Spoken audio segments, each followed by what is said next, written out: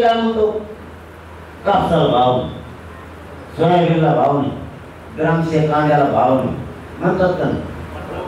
कर्जमाफी करा. तुम्ही इतके जण म्हणता, अरे मग तुम्ही जाणार देणारे बनाना तिथं जाऊ. गरज काय यांच्याकडे तुम्हाला हात पसरायची? तुम्हीच देणारे बना. या निवडणुकीत ताकद टाकू द्या, कोणाला निवडून आणा तुम्ही. आणि कोणाला पाडा, पण इथून पुढं म्हणजे पाहिजे मराठ्यानेच पाडा.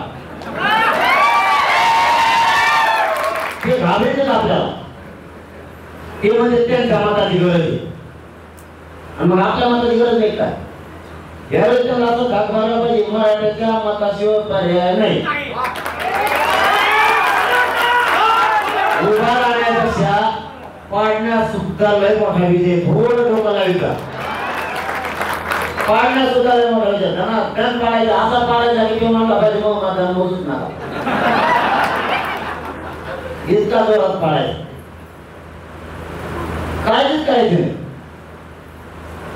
आपल्या मताची किंमत आपल्या लेकरांसाठी आपण करायची. यावेळेची लोकसभेची निवडणूक समाजाच्या हातात. फक्त विचारपूर्वक करा. विधानसभेला 6 जून पर्यंत यांनी आपल्याला आरक्षण नाही दिलं, राजकारण माझा मार्ग नाही. तुम्हाला खरं सांगतो, मी स्वार्थी नाही. मला माझ्या समाजाच्या लेकराला आरक्षण पाहिजे.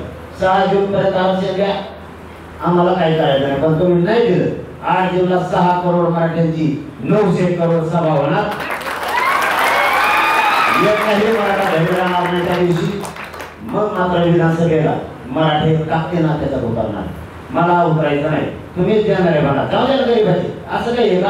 पॅन्टीवर असं द्यायला पाहिजे, धोत्रावाला नको, असं काय धोरण आहे का? शिकल्यालाच पाहिजे, नाही शिकल्या तिथे येऊ नको. इथं मग किती जण तरी असेल की त्याला येशील पाठी सुद्धा वापरत नव्हतं, तरी आमदार हे घराच्या विधानसभेच्या शिरायचं सगळ्यांपर्यंत घराचं शिरलं. कसं जात असेल त्या बाजूला दार सुद्धा स्वतःला विचारलं होते कसं होईल असेल. म्हणजे ते चालत आहेत, आमच्या बरोबर चालत नाहीत का? आपला जाऊन जाते ते बघा बाहेर घेऊन ये, काही घेणं नाही ना. किंवा प्रश्न सोडी साधा माणूस गेला की कापा कप साहेब होतो, मला अनुभव येतो. हो ना, एक मंत्री होता माझ्या संग, नाव नाही सांगायचं, ते मला गोड बोलून गेले.